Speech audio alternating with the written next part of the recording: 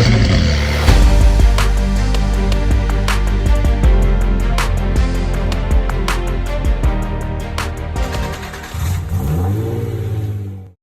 conversation is brought to you by Arcus Foundry, business tech feeling whack. Yes, I'm reading this. All the good people do. Too many tools, too much chaos, and not enough time. Arcus Foundry is here to fix that. With SparkForge, you get a unified platform that connects everything you need, your website, social media, phone systems, and more. No need for an expensive IT department or dealing with a bunch of separate systems. It's the all-in-one solution that saves you time and helps your business run smoother. Head over to arcusfoundry.com and use the code HARDPARKED to get your first month free, upgrade your tech, and get back to business. Nick Keck. Sir. Welcome back. Welcome back to Hard Parking Studio. I think it's been, 3 or 4 years since you were sitting in front of me. And you have a sound clip that I use every once in a while. Do you remember what that is? I don't. A beater. A beater. A beater. So welcome back, man. Thank you, sir. Thanks for having me back. Of course. Good to see you. So what's going on in your world?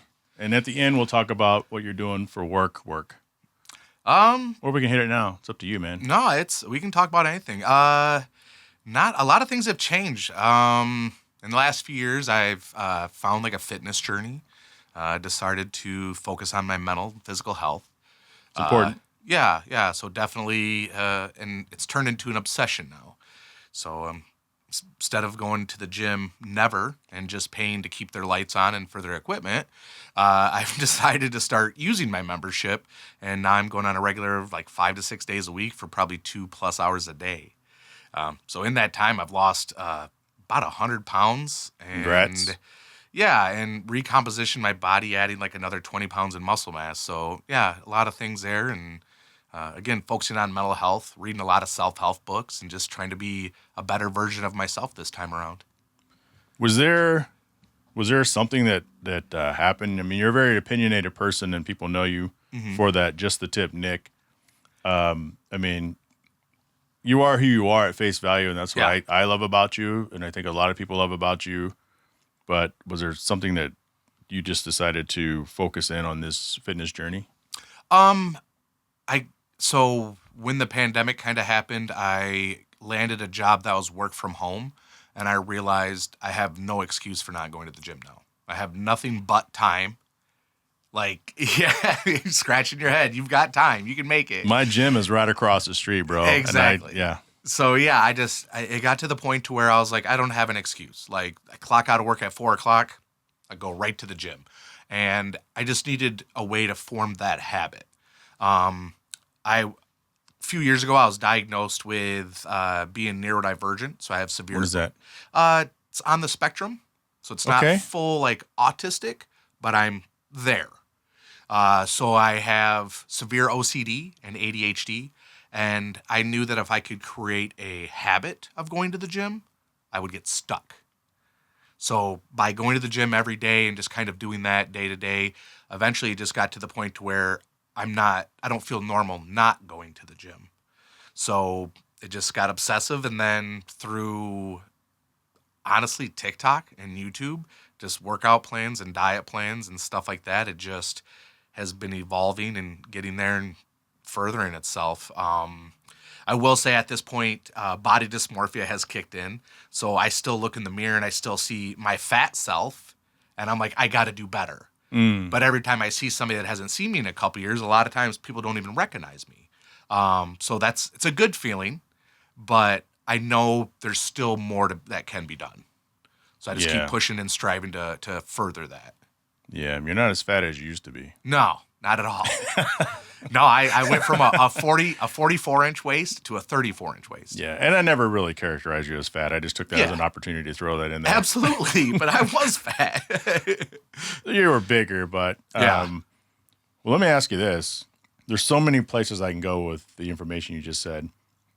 First thing I was going to ask you is, and you basically confirmed it already, is about creating that habit. And do you feel weird? Like right now, you took away time from your normal gym day to come over here. So I appreciate that. Does it feel weird when you miss a day? I won't miss a day. I'll go later. All right. I'm just not going at my normal time. So what if you travel? I don't know. I haven't run across that yet.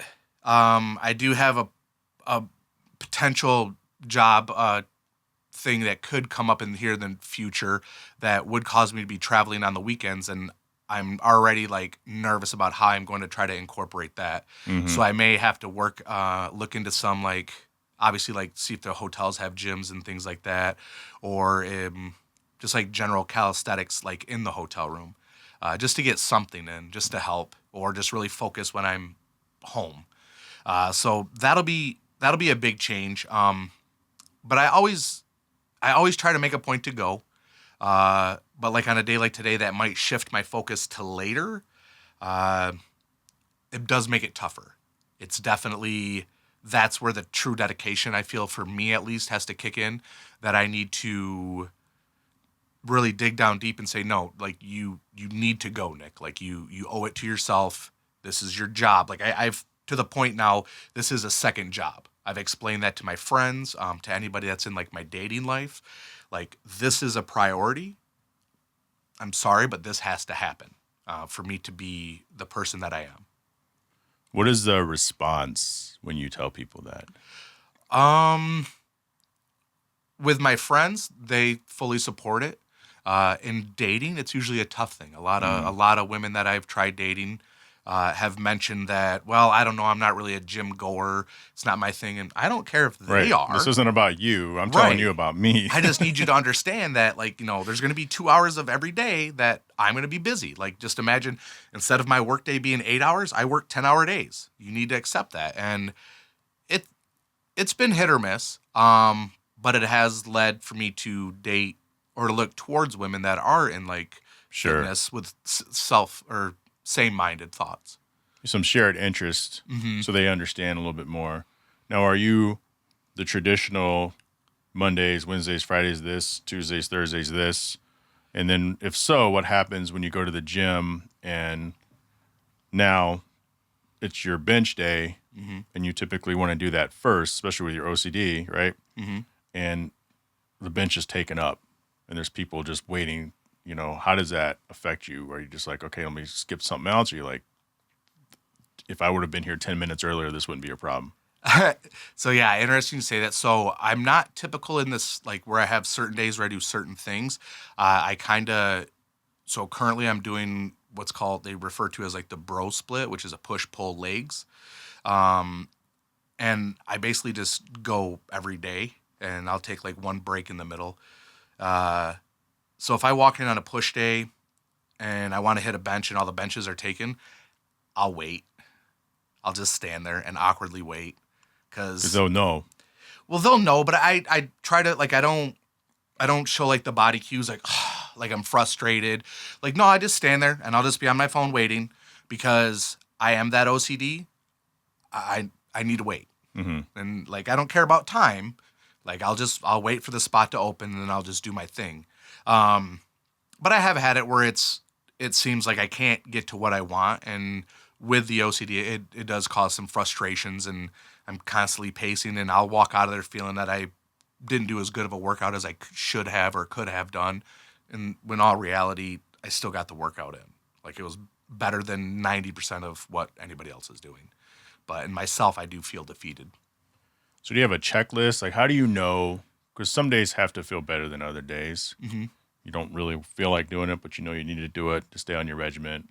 Maybe you come out of it and you're like, wow, that was a great workout. Or, I didn't do this to failure. What's your philosophy in kind of keeping that going?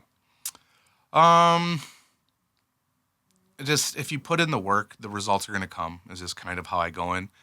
Yeah, like it's not a sprint, it's a marathon, just like everybody says. Mm-hmm. Like, focus on the 1% better every day.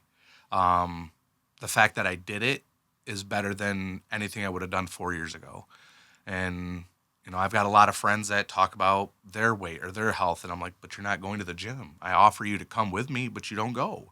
Well, I've got this, I've got that. Yeah, we've all got excuses. I've had them for the last 40 years, but now I don't. And Mm-hmm. it's just become the priority for me. Yeah. Going back, how did you, like, what inspired you or prompted you to kind of go seek to find out about being a little bit on the spectrum? I had a mental breakdown in probably 2021 or 22. Was that before or after you were in studio? I'm not sure. I didn't cause that, did I? No, not at all. No, probably. I've always suffered with mental health. Sure, yeah. It's always been an issue. Would it be fair to say a lot of people probably do? They just don't want to face it? I would agree. Yeah, to an extent. But yeah, I want to say it was probably the spring of 2022. I had a pretty bad mental health episode, breakdown, to the point that I contemplated suicide. And I went to my doctor, just my general practitioner, and I was like, hey, I'm in a bad spot. I need you to help me out. I was like, I don't want to feel pain anymore. So she had placed me on a very large dose of Prozac to numb it. She was like, I need you to go see the psychiatrist. She was like, this is all I'm going to do for you. That's not my specialty. She was like, but if I can calm those urges, tell you go see real help. And I found a psychiatrist in around that time that has been absolutely amazing. She was very big on not throwing one pill at you to cure all. She's like, that's not how it works. Right. She was like, I want to throw a little bit of this pill, a little bit of this pill, a little bit of that pill. She was like, and just kind of dial everything in. So she has slowly, over the last few years, adjusted this and thrown this at me. And so we discovered that I had severe anxiety. So she had thrown a blood pressure medicine at me. She was like, hey, if I can bring your heart rate down, I can slow down the anxiety and when it kicks in. And then she discovered that I have bipolar disorder. So she was like, hey, let's get you on this. She was like, there some sort of like a series of tests or just a bunch of Q&A and Q&A taking close tests, notes and listening? Yeah. Like she did have like a yes, no, they have the very low, right. moderate, those type tests. Yep. So she did that for probably 25 questions and then just having conversations with her. So she gave me a medicine that's for epilepsy. She was like, when somebody goes into an epileptic episode, she was like, their brain waves are scattering. She was like, same thing with bipolar. Your brain waves are scattering. She was like, so if we can just narrow that band, she was like, we'll level plane you. She was like, I don't want to numb you. She was like, I want you to be who you are. She was like, I just don't want to have to worry about your highs being too high and your lows being too low. And then, was it April of last year? Now, remind you, I just said April again. April of last year, I had a mental health episode. And same thing, contemplated suicide. She goes, let's throw you on this. And she threw me on a mild antidepressant. And that actually has been the savior. Ever since then, I've been spot on. But she had diagnosed me with seasonal depression. Oh, I know what that is. Yep. So now she's got me on this like bright light that's in my bedroom. So I do light therapy for 20 minutes every morning. That it's actually tied to my alarm clock. So as soon as my alarm goes on, this light kicks on, and it's like the sunlight is in my face for 20 minutes, and it's to help because if I don't see enough sunlight, it really affects my mental health. And I think that's actually what drew me to move to Arizona from Michigan, because I was just always in a down space. Mm-hmm. It was just always depressing because it was always gray skies. And ever since I moved here, I've been happier. But when we come out of this season right now, this spring, it's when I tend to hit my low. So that's when she was like, I need you to get this light. I need you to start doing this. I need you to get some sunlight every day. She was like, this is vital to your mental health. So yeah, so far been great. I think we get more sun than maybe anywhere in the U.S. And a couple things about that. That probably explains, and I'm sure there's research to this. We're just two guys talking, and neither one of us are scientists or physicians, just to be clear. Right? But that probably explains the big issue in the Pacific Northwest. Like, everybody loves to visit Seattle and Washington, but they also have the highest depression rates. They all thought, because their average days of sunshine are very little, and that's in that depressive state. And I remember in growing up, there was a 60 Minutes piece about the seasonal depression. And I remember them having these big lights for people to look at. Yep. And that's the first time right here in front of you anyone's ever actually brought up the big light. Because I didn't think I was imagining that, but it's a real thing. Yeah. So, but you do understand how big it was and how courageous it was for you to even go in and ask your physician initially, hey, I need some help. Yeah. Yeah, absolutely. I mean, because like I said, I don't know if I could do that. You'd be surprised. You would be surprised when it's just making that step. Like, you know who you are as a person, and when something that drastic comes over you, you just know something's not right. Mm-hmm. And you're like, man, I haven't felt this way for the last 6 months. I don't know what's going on. But it's just catching it early enough, paying attention to yourself to catch it early enough, because when it's gotten real bad, it's typically I'll get into a downward spiral. And like even talking to my doctor, she said studies have shown it's something like when a person takes their own life, it's less than a 30-minute decision. Oh, so it's pretty impulsive. Yes. Mm. She was like, if you push past that moment, you're already stronger. Get help. Like, if you can do that, just don't stop thinking. Just go. Like, find help, find a friend, find somebody to get you there. Just do something like that. I don't know that I could ever call like the hotline. Sure. I don't know that would be what I would work for me. I'm sure it works for a lot of people, and I'm glad that they have resources out there like that. But for me, that's the hotline they just opened up like a year or two ago. Right? Yeah, that's the one that like the artist like Logic, he had the whole song about. Okay, yeah.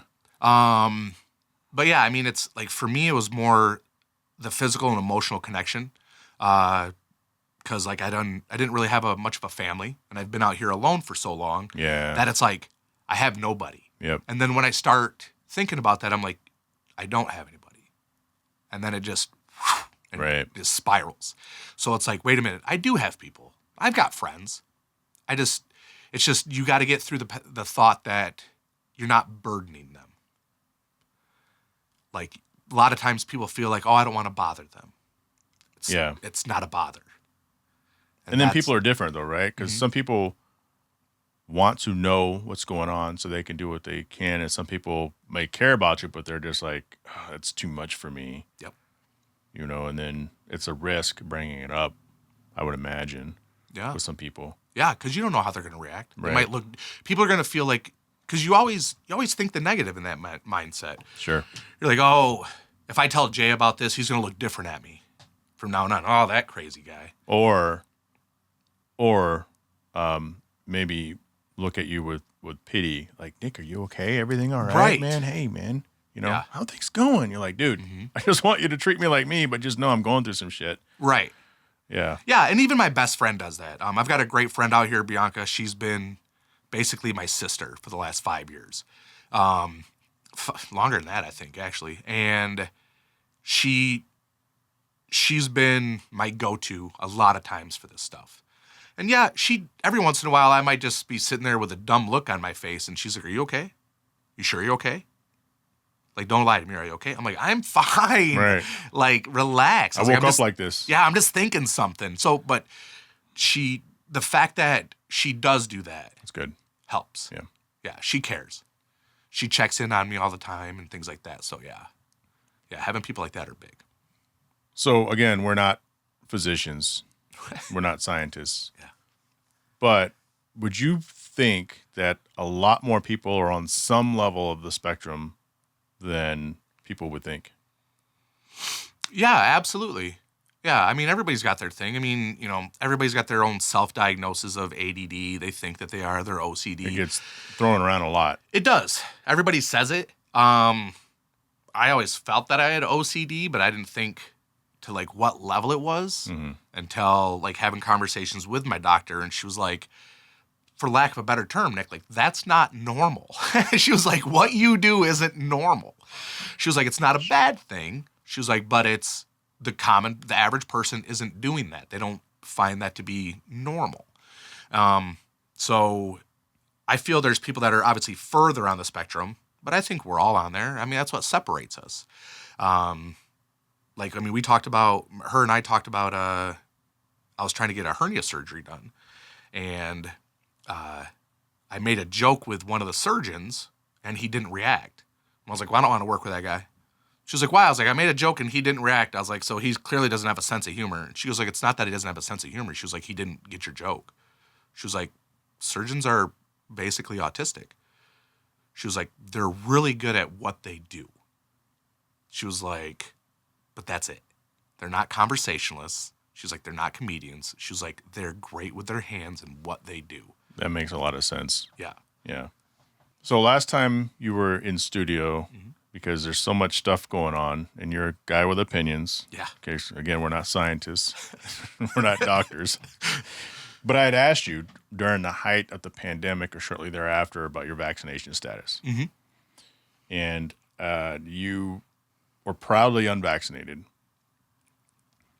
How do you feel now that so much stuff has come out about that time? Do you feel vindicated? Do you feel like, what are your thoughts? I don't want to say vindicated, because I don't want to say rub it in per se, but I'm glad that I made the choice that I did.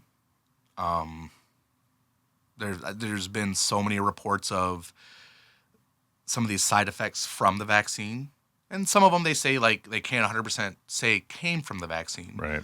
But when you think about it, at the end of the day, that in the history of modern medicine, they've never actually truly cured anything. It's a cash grab, and it gets scary. So the vaccine, I know people with 5 of the vaccines and this booster and that booster that still got COVID multiple times. Right. And I don't think they reacted any different to it than I did. I just got it this last year in July. It was rough. It was a rough 7 days, but I mean, Here you are. Here I am, just fine. Now, I'm not saying that somebody like me, when I was overweight, how I would have done. That could have been a completely different story. But we don't even know. Right. That's the thing. Yep. And yeah, just with the vaccine, it's just one of those things, it was pushed so fast. And I've seen some of the jokes on social media where people are like, oh, they're like, the vaccine you wouldn't want to take because it was pushed too fast. But this shot of Ozempic and you want to lose weight, you guys are just jamming it in your stomachs left and right. I'm not even sold on Ozempic. It's me either. Yeah. I'm glad for, the people that are extremely overweight, Jelly Roll, like that guy. It's been doing great for him. I don't know what the longevity is, but the weight that he had wasn't helping him at all. Right. So if this is helping him some, great. I'm happy for him. But yeah, I'm not sold on that because it just hasn't been around long enough. It hasn't been studied. It hasn't been tested. And we just know in the next 5, 10, 15 years, there's going to be those commercials on TV. If you had a family member, blah, blah, blah, blah, blah. Call this number. You may be and eligible for this class action lawsuit or something, right? Yep. So that's where I'm kind of at. It's just all these vaccines haven't fixed anything. They're preventative measures, but so is healthy exercise and diet. And people don't want to do that. There's a lot of science that is being thrown in a good direction, but there's also, as you know, and we're not conspiracy theorists, I don't think, but I mean, if it doesn't make sense, then it probably isn't right. Mm-hmm. Right? Now, back then, I don't remember if you were still with GoDaddy or if you were in between GoDaddy and the job that I think you landed maybe a month after GoDaddy. But I don't remember if you weren't vaccinated, then they didn't force you to get vaccinated. I think the crappy part about it is a lot of jobs, it's like, get your vaccination or you don't have a job. And so people had 2 choices. Either I could feed my family or I could stand up to what I think I believe in and not be able to feed my family. And it's kind of a rough place to put people in. I know that in some people very close to me, their job was threatened to say, hey, for every employee that you have that isn't vaccinated, we're going to fine you $5,000 until you get them vaccinated. And so the company says, hey, get vaccinated, you're not going to have a job. right? And so, in what I do, every single one of my contracts for at least a year or two after that said you have to be vaccinated and prove that you've been vaccinated or you can't get a work contract. I've had coworkers decide not to do it and they didn't have jobs for 6 months. And so it was one of those things where somebody needs to be held accountable for that. Right. I just don't know how you do it. Now, I got vaccinated, I think maybe the Moderna. There was like 2 hot ones at the time. One was going to freaking kill you, and one was supposed to be okay. Mm-hmm. I think the Pfizer one was really bad. Yeah. And then the Moderna was the other one where you had to go in twice. So we got the Moderna shot. Looking back, I'm not upset that we did it because we felt we did it because we number one needed to, but 2, it was the right thing to do because we have an immune compromised person across the hall here. And so it's like, what would happen if this person got it and we didn't? And then all of a sudden they died because of all the stuff that they've been telling us. Wow. So we felt we did what was right at the time, and maybe it reduced my life. And I'm okay with the decision that I made, but I'm also more proud for people who stood up, who were able to stand up. Because back then, it's like, God, Nick, you're my homie, and I'm not judging you. I think that's a selfish decision, but you have nobody, so you don't have anyone to worry about. Not to double down on you not having anybody. Right.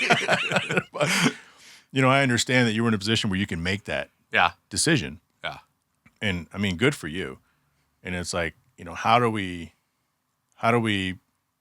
make right for everybody who was wronged? Our current commander-in-chief is wanting to give people back pay who were, dismissed from the military for not doing it. Mm-hmm. And no one really talks about that, but, good for the administration for wanting to do that because there's a lot of people. I mean, we all have friends that were in the military. I mean, yeah, myself. Yourself. Imagine that being your everything, your escape from everything back home, and now you don't even have that. Right. So, yeah, I just wanted to kind of bring that up because everything is so forward now. Yeah, it's crazy. Yeah, I'm just grateful that we have platforms out there like podcasts where people can talk about these types of things and voice their opinions and not be, compromised by the mainstream media of what's going on. So yeah, I'm like, there's a lot of big podcasters out there that aren't doctors, that aren't scientists, but they do share the platform with people like that. Absolutely. And they can have those conversations, and you hear a lot of information that people are like, hey, like, I'm not 100% sold on this. There's better options. There's better ways to attack this and do things. And I'm glad that the light is being shed. Yeah, on everything, right? Because there's a lot of people that have opinions, and there's a lot of people that we value their opinions of. And when you can come on like a podcast or an independent news outlet and say things, it gives you something else to think about. Right. Because we know that the hard right-leaning has an agenda. We know that the hard left-leaning has an agenda. And so you listen to those things. Mm-hmm. Right now we're going through the whole tariffs thing. Yep. And one side says the other side folded to Trump's demands, and the other side said Trump folded to these other countries' demands. It's like both those things can't be right. There has to be something in the middle, and you have to rely on independent media or time, right? Time has to pass in order for you to know what really transpired and if it's good or not. Yeah. And so it's just this huge, I guess, information trap. Right. Like my family, I'm pretty sure they think I'm nuts. And I'm not trying to be the tinfoil guy. Right. But I started paying attention when they tried to assassinate Trump the first time in July, and I go, whoa, this is crazy. I never thought I'd see that in my lifetime. What's going on? And the guy's whole life has been scrubbed? That's the creepy thing. Well, that's the first thing, but you don't hear about that on the mainstream media. Nope. They don't even talk about it. Within a week, it was done. Mm-hmm. That should tell people everything, and I get it if you don't like the guy, but at the end of the day, he was still running for president. Somebody just tried to kill the guy, right? And it doesn't bother you, or you're not even curious that no one's talking about it? Well, because it's an inside job. He tried to kill himself, right? I mean, that's the other thought of it. I'm like, really? You really think that? Like, maybe you should look deeper. And so the more I dug in, the more stuff I found about all sorts of stuff. Yeah. And I try not to do the whole rabbit hole thing, but the thing about social media is it feeds you what you're interested in. Mm-hmm. You know, what's that documentary, the social dilemma, maybe? I want to say it's called The Social Dilemma, not The Social Network. You have to see it. Yeah. And it basically is a documentary on Facebook, Okay. I would say, and how Facebook uses all their ads and how they generate things. And so if you're pro-Democrat, eventually all you're going to see is pro-Democrat stuff and anti-Republican stuff and vice versa. So you have to be careful what you're looking at, or else it will slowly change your mindset over time, over politics, over products, over anything, right? Mm-hmm. That's a good thing to watch, but the more I dug in and started looking at what each side is doing, the more, to me, it was clear who I was going to vote for and what I was going to do, because critical thinking kicks in. Yeah. And you don't get the benefit of critical thinking, you know, when it comes to mainstream media. And it's too bad. Like I said, they all think I'm nuts because the stuff I talk about, which, by the way, 4 months later, here it is. You can choose to look at it or not, but I'm telling you, this is what's going to happen. So, well, yeah, same thing happened with me. Like a lot of, moving here from Michigan. So Michigan being a very left state, blue left state, and Arizona in the past has always been a very right state. So friends here, I'm going to see a lot of conservative posts, and people from Michigan, I see a lot of liberal posts. Like I have a lot of friends that are big with the UAW, the union, and things like that. So I see their posts where they're anti-Trump, and I see a lot of posts out here that are pro-Trump. So anytime I see something that doesn't align between the two of them, like, the same thing with the tariffs. I see, the tariffs are doing this, are great. And then I see the tariffs are this is so bad. I'm like, all right, now I need to look into this. right, exactly. I'm like, I got to see why each side is picking. Show me some numbers. Yeah. Show me some official statistics. Yep. So I'm definitely, I get to benefit from that because having, both sides of the fence on my social media. But yeah, if you get on something like TikTok or Instagram where it's just me. Or X. X is rough. I love X, but it's almost like, in the movies where you go to the wrong side of town and you have to know how to navigate. Yeah. Or you're going to end up getting raped, robbed, killed, drugged. Don't stop at a light. Lock your doors. Exactly. That's X. And if you know how to navigate X correctly, it's not just politics, but sports, anything, you're going to get something. But if you're new to X, you can get somebody's gonna call you into that back alley. Yeah. And you may never come out. Yeah, it's rough. Yeah, I hope to see Elon clean it up a little bit. Yeah. Yeah, it's pretty rough, but I do appreciate the platform for freedom of speech, but it's rough. It's funny too, because it's freedom of speech, but it still censors certain things. Yeah. And the community notes on there is great. But I think one of the biggest things right now, as we record this on Tuesday, February 4th, is with the U.S. aid thing. I think some of the politicians say, Elon Musk has your social security number. Are you okay with that? I'm like, what's he going to do with my social security number? I'm not worried about that. I'm not worried about Elon Musk having access to my social security. Right. Let's find out the money, because they're talking about, if they're successful over the next year, they said they can save $1 trillion. And then what are people going to say? Yeah. So we can focus on what's going on at the border, or we can focus on the money that's being, the crooked money that's in Washington. Because anybody, regardless of what side of the aisle you're on, anybody can agree that the government is corrupt and it uses a lot of our money on things it shouldn't. And if you don't believe that, you got a serious problem. Yeah. Yeah, absolutely. I mean, I think they said Doja's already saved close to $30 million. Oh, more than that. Has it been more than that? Yeah, more than that. Yeah. Okay, yeah. But I mean, we're talking, 2 weeks in? Right. Like, this is insane. Yeah, so our congressman, this is turning real political, sorry guys, but we're not politicians, we're not scientists, and we're not doctors. No. I call myself an information broker. It's a good term. Yeah.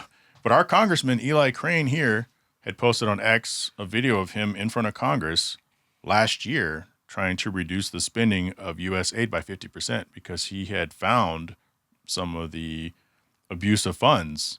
And he said, when this thing first started 60 years ago, it started for these good causes, but unfortunately now it's turning into this.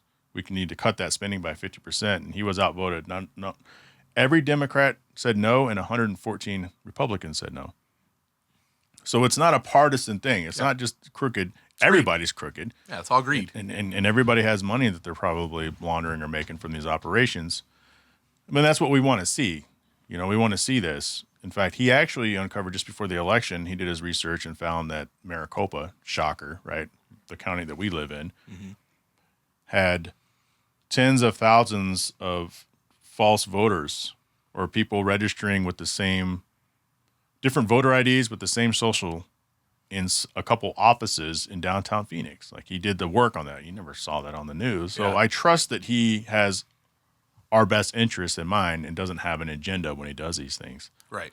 And I think that's the hardest part is trust the process so much, I guess. You know, FBI's, apparently they're going to strike, but how many of them are crooked? Like, I wanted to be an FBI agent. I wanted to serve my country and do that stuff. I was too old by the time I graduated college. Oh. Yeah, you couldn't be past. I graduated when I was 36. And in order to apply for the FBI, you couldn't be 36 before you applied. You can turn 36 after you applied. Something like that. I was like right on that edge. Yeah. And I remember going to the job fairs with the FBI, the Department of Defense, the DOJ, all of them, which was pretty cool. And they get excited. Oh, yeah, this is what you want to do? How old are you? I tell them, like, oh.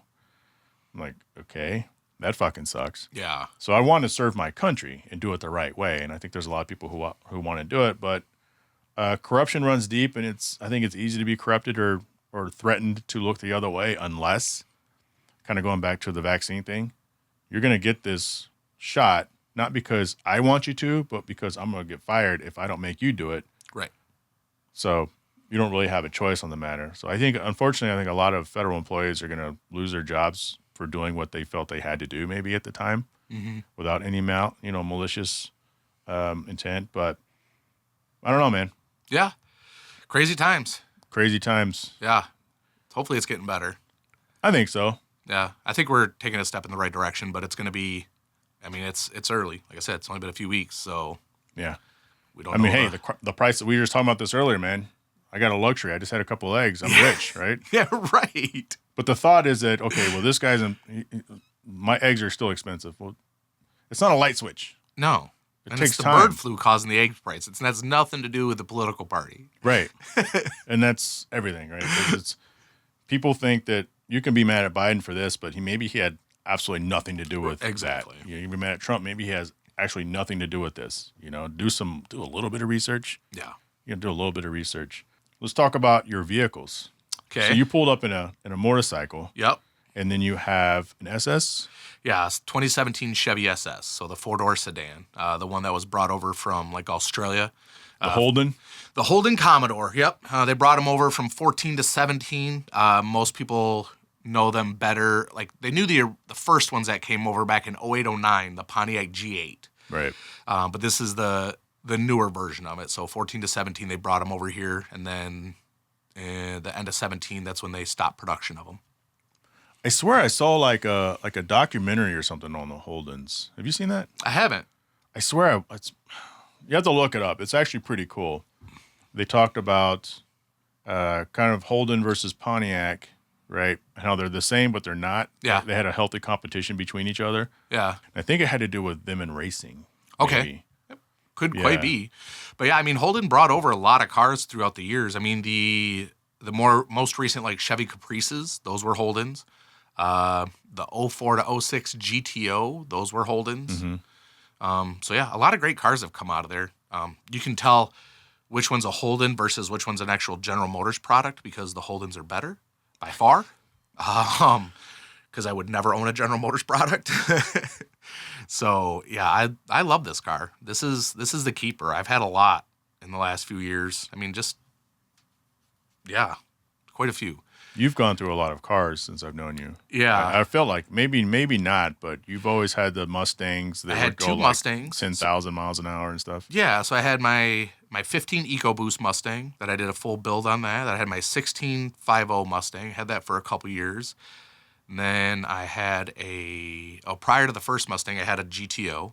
And then after the 5.0 Mustang, I got a Hellcat. Or no, I sold the Mustang, placed an order on a C8, and I had an allocation for it, but I had somebody reach out to me on social media to purchase my allocation. So I sold them that allocation and then ended up buying a Hellcat Charger, sold that to a guy, and I was like, I think I want to do an LS build. Good buddy of mine, Mario, opened up his own personal shop in Chandler called Mika Motorsports. And I was like, I want him to build a car. And I was like, if I buy an SS, what's it going to cost me to put this thing in the nines? He was like, 25 grand. And I was like, all right, I'm going to go buy one. That's not bad. It's not. To buy like a stock car, 25 grand and make it a 9-second car, I was like, let's go have some fun. And that's roughly, I mean, that's buying everything brand new. So, I mean, if I could source things cheaper, I could have, but.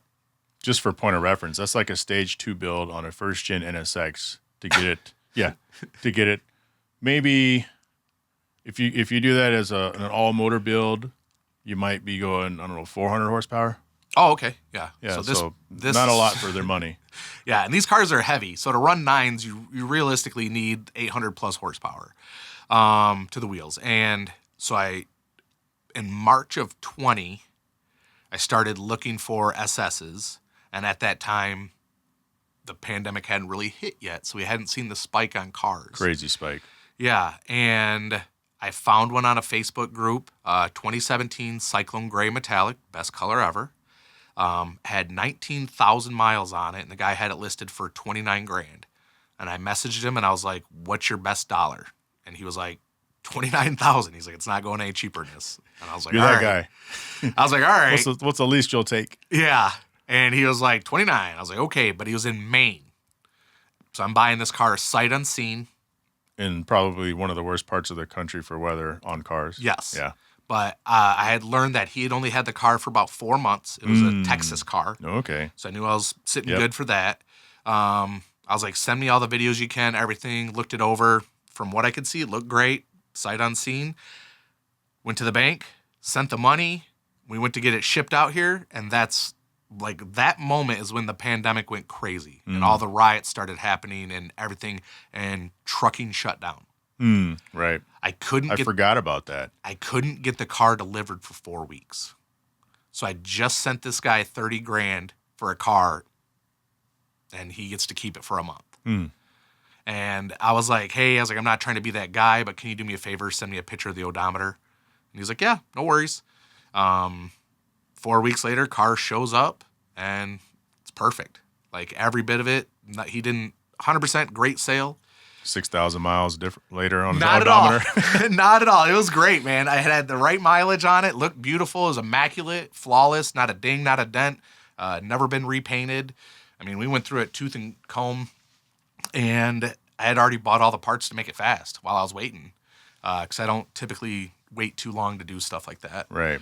So yeah, bought like the big supercharger. So I went with Harrup Performance, which is based out of Australia. So it was actually based on that car. Right. It's their TVS 2650 root style supercharger. And then just a stage 3 blower cam from Brian Tooling Racing. And then just like a basic fuel system and a drag pack. Like I really didn't go crazy on this. Sent it off to Mario, and car's been performing great for the last few years. Traps 144 miles an hour. Shoot. So it's fun. And after we got it into a 10.0 at 144, I mean, it's an easy 9-second car, just never aligned it all at the same time. I was like, I want to go faster. And why? I don't know. I always want to be better.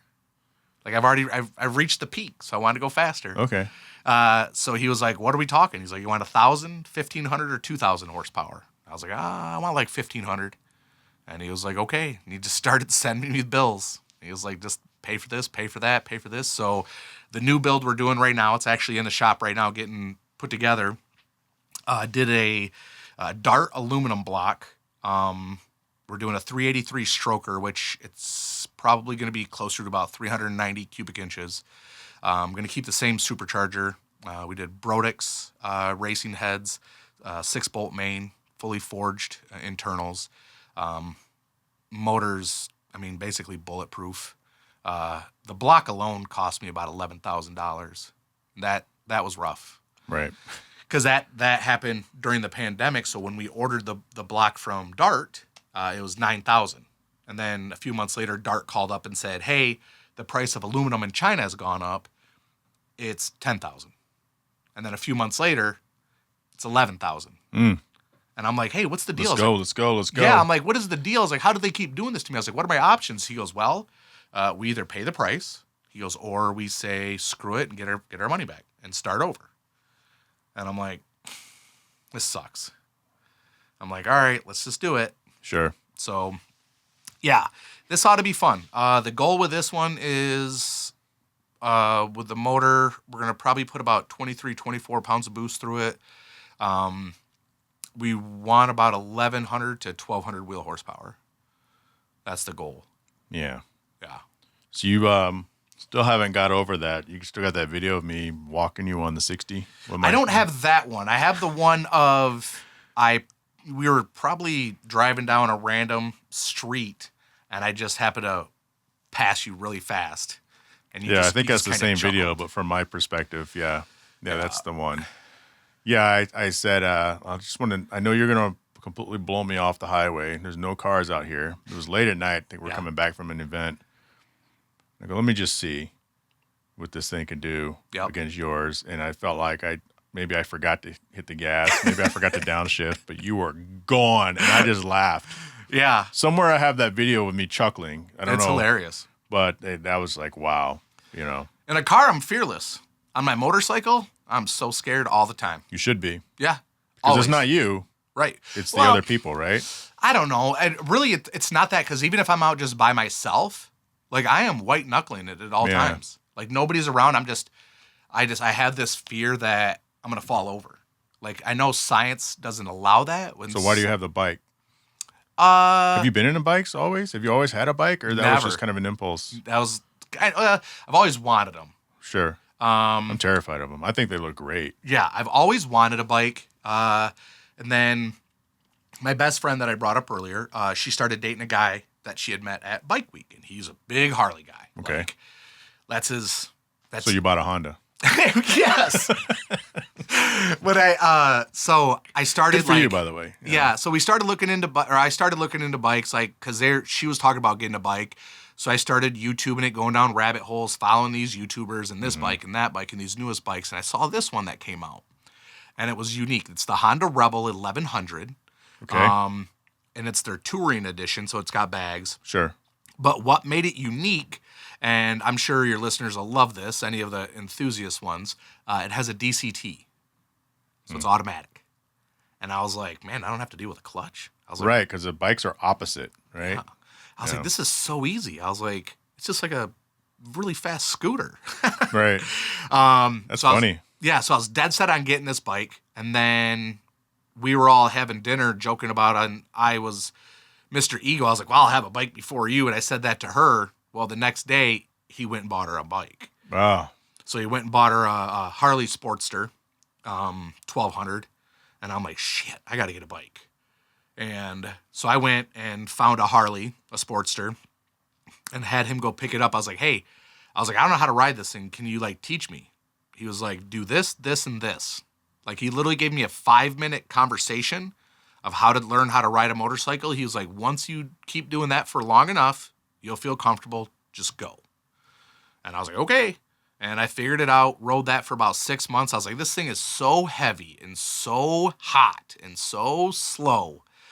And I was like, screw this. So I sold it and went and bought the Honda that I wanted originally.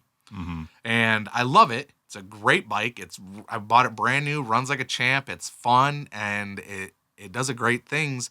But we went to Bike Week last year, and coming down the 101, there was like 40, 50 mile an hour gusts, and it blew me all over and scared me to death. I was like, this bike's too light. And he's like, it's time to get you a real Harley. So when the time comes, I'll probably end up getting a bigger Harley. But yeah, because this bike's only 500 pounds. So just a gust of wind, I was like, whoosh, yeah, that's that is a light bike. It is. Yeah, when you get to like these Harley, like road glides and street glides that are like 700 pounds, give or take. Like that extra 200 makes a big difference for standing up straight and the stability. Now, I don't know much about bikes, obviously. I would say, obviously, you would know that, but I would just say I don't because I think most non-bike people know anything about them.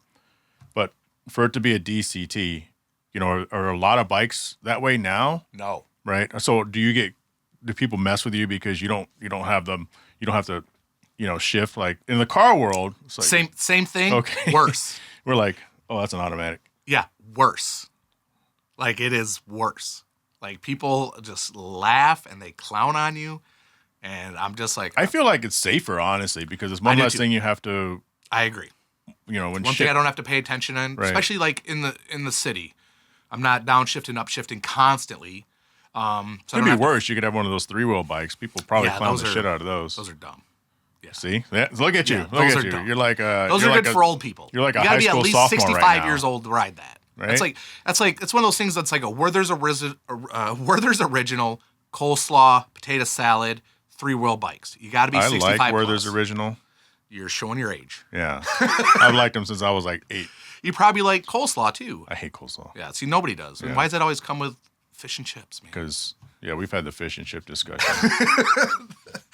But but I do get clowned on a lot for it. But yeah, it's one less thing I've got to pay attention to. Right. And so it allows me to focus on everything else that's going on. And obviously it shifts way faster.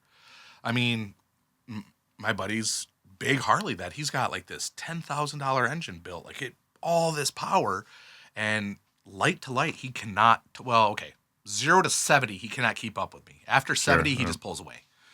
But yeah, it's fun. I like it. But yeah, I do get clowned out a lot for it. And you have that outside. We'll take a look at that when we wrap up here in a few minutes. Let's talk about your new business, man. Yeah. It's just called Turf and Stone. I can't read this. Turf and Stone Renewal. Turf and Stone Renewal. I feel like that's what you do, but it's called Turf and Stone. Yep. Turfandstone.com. Yep, that's the website. So turf, the letter N, stone.com.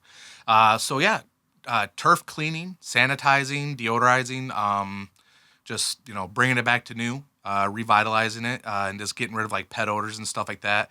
And then concrete paver sealing. So keeping it so it keeps the... It's like Scotch Guard for pavers. Yeah, theoretically. Yep. So protecting it, especially from the UV rays we have out here, and then staining. So like if you have like a lot of parties at around your patio set and stuff like that, and somebody spills a drink or something, it's not going to stain it. Prevents like mold and stuff like that building up.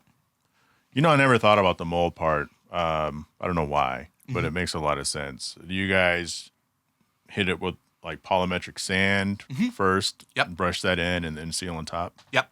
Yeah. So if you don't seal it, the sand will eventually wear away.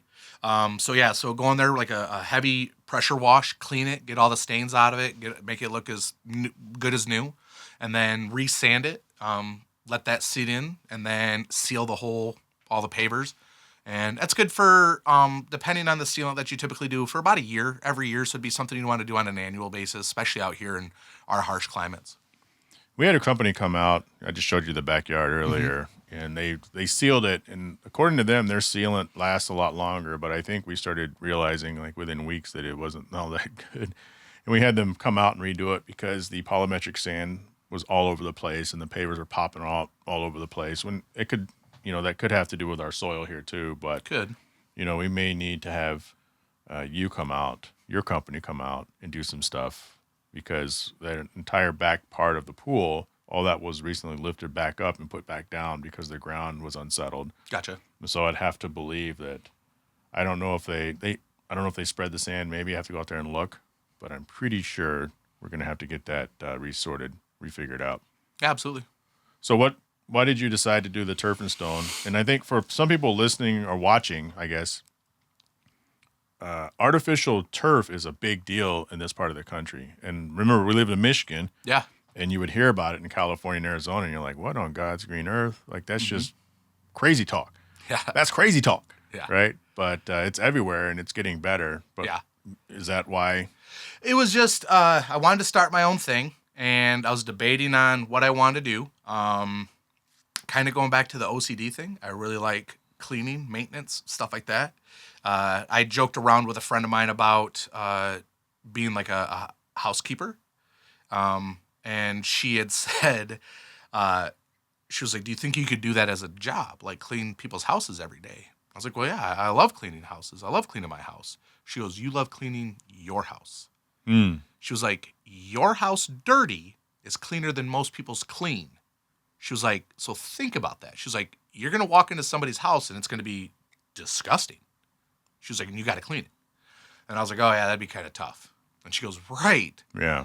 So I was like, okay. And then being in the car scene and working for, detail shop at one point, like, I was like, oh, I could be, a mobile detailer. But I just feel that's such a flooded scene. There's a lot of mobile detailers. There's a ton of them. I'd be battling 20 friends to try to find work. Exactly. And it's one of those things that and mentally, I can't justify the price that you have to charge. Like, if you wanted me to come out here and do a standard clean on one of your SUVs, you're probably looking at a mobile detail of like $80. And I'm like, no, that's dumb. Like, it's volume-based pricing. Yeah. And you have to fill up the volume to make it worth the effort. Right. So I was just like, no, that's not it. But a few years ago, I had my whole yard done in turf and pavers. And when I clean it, it brought a sense of joy to me. I was like, man, I love this. And it's not difficult. It's just labor and time consuming. Right. And if you do it right, it looks amazing. So I just really I was like, let me try this. I was like, especially where I live out in Queen Creek, Santan area, all the new builds out there, a lot of them are coming standard with turf. Like right out of showroom, they're coming with that. And then I've got a few friends that are in the landscaping, hardscaping business that I'm like, hey, I've got a lot of connections. I was like, I know this isn't the little work that they want to do. I was like, so maybe they can just say, hey, for maintenance, you can just reach out to this guy. He's great. So I'm hoping that'll help me get started and take off a little bit. Yeah, I'll have to link you up with our guy who did the backyard. Maybe, from what I understand, a lot of these hardscaping, landscaping companies are always looking for somebody who can do what you do. Yeah. And I think it'd be kind of a natural connection to make. So. Yeah. Yeah. I mean, even if I told a few like my friends that are doing it that I'm like, hey, I'll throw you like a finder's fee on these jobs and stuff like that. Like, just get my name out there. Like, if I can just get a few people and then just start having that word of mouth and the trickle down, like it'll come. Yeah. I mean, starting a business is always tough, but this is definitely a business that should have a lot of demand out here. It's just getting in the right circles, right? Landing those contracts. Nick, thank you for coming back into the studio. And the funny joke about how clean this guy is my studio, I was not ready for him, even though we talked about this and finalized it yesterday. So as clean as his space looks right now on camera, my office is filthy. I talk about it on my podcast a lot. Like, I really need to clean the office. And so this guy had to be freaking out walking into the house. So thank you for putting up with my mess. That's why I cleaned the desk. Yeah, he started moving stuff for me while I was setting all this stuff up, which I got a kick out of. It's like, damn it, I know it. I mean, it's bad, but it's going to be good soon. It was good on camera, so no problem.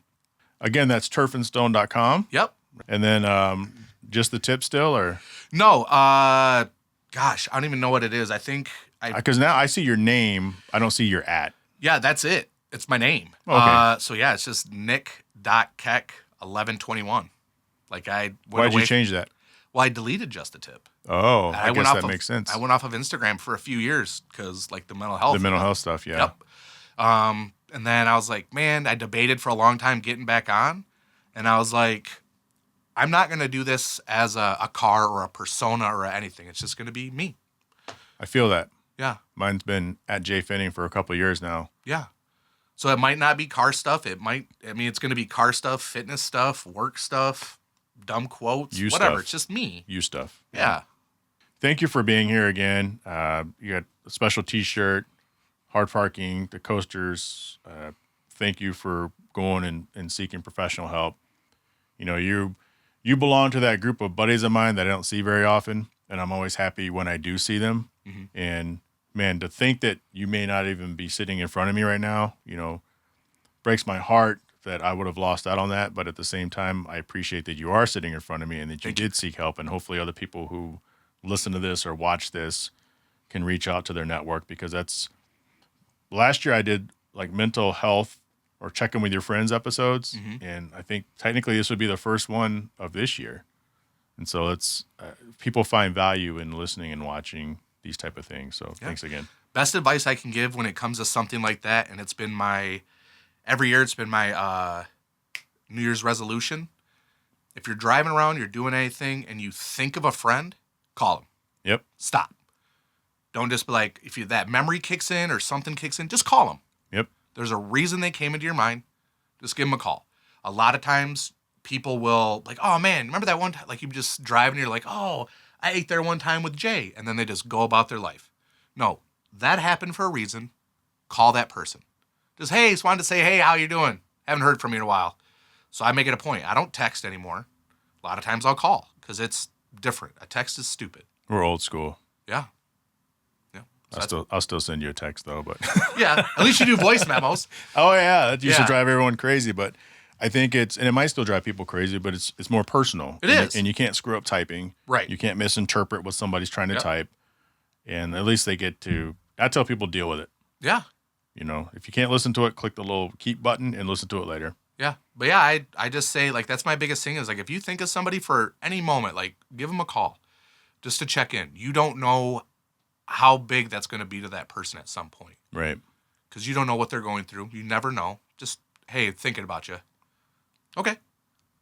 Well, I guess I got a few people I need to call. There you go.